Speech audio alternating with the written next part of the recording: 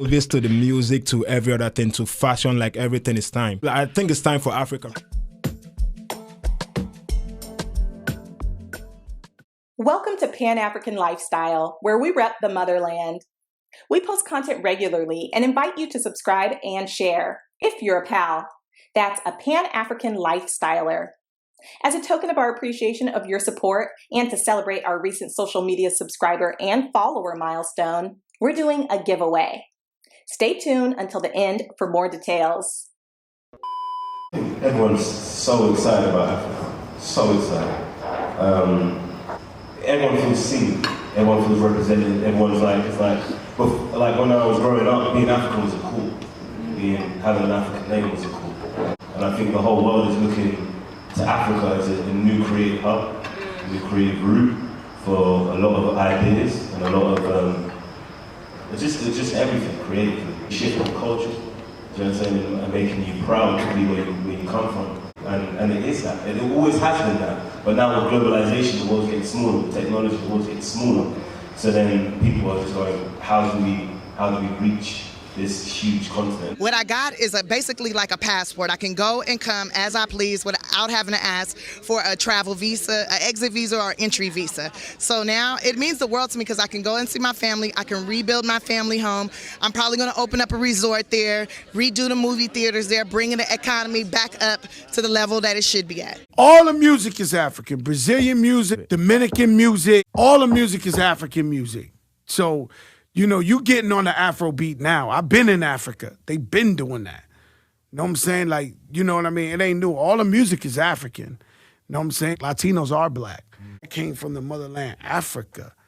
You know, sometimes Latinos might even identify themselves with African and black culture more than black people. Well, I think it's been a long time coming. It's the music, it's the sound, it's the melody that it brings. And yeah, it's time for everything at the end of the day too. So I think it is the Afrobeat time right now. It's the African time right now. The movies, right now, probably from after the Black Panther movie, movies to the music to every other thing to fashion, like everything is time. I think it's time for Africa. I remember being in the room, full room, boardroom, with like different people. I'm trying to explain to them like, yo, this kind of music is coming and it's going to be big. You understand? But like, they didn't really understand it. The little time I had, I was like, yo, you guys come to Africa, enjoy the culture, blah, blah, blah. One year later, the whole world is in Africa. We're in an environment that's very discouraging. Yeah. You understand? And an environment that doesn't even believe in itself before they even think of believing in you. Like, I feel like if the environment was more conducive, if we had leadership who took the youth seriously and certain infrastructures in place, then a situation wouldn't happen where it's like I wouldn't get what I deserve. And you know, my biggest joy in the whole thing is now those doors are open, so you know, there's going to be a lot of the future, you know, geniuses going through that door. Our stories have always been twisted and told, and most of the time our stories have been twisted into the Western world. Now is the time to overturn all that, because finally we have a generation of Africans who is not going to stand for that, you understand? So, I mean, what better time to do, to start to change the narrative back into the truth. That's what's going to be left behind when I'm not here.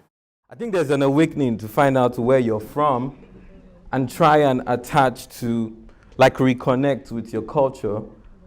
And in a way, like when I speak to some people, it's because there's a journey to find where you're from, because it's like, okay, if these people don't accept me here, I'm just gonna go back home. Some African governments are actually, you know, spearheading initiatives to attract the African diaspora back home. You know, for instance, we had a year of return. I've met people who are going back home to connect to business, like they want to buy property, they want to buy land.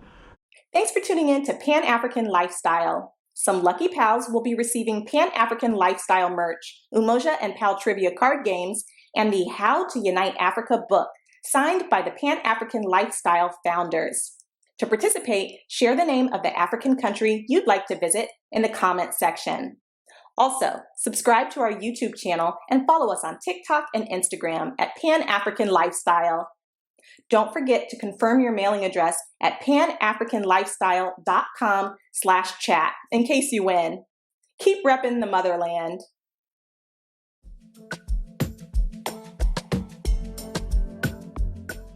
Right now, this is the next decade is going to be about content.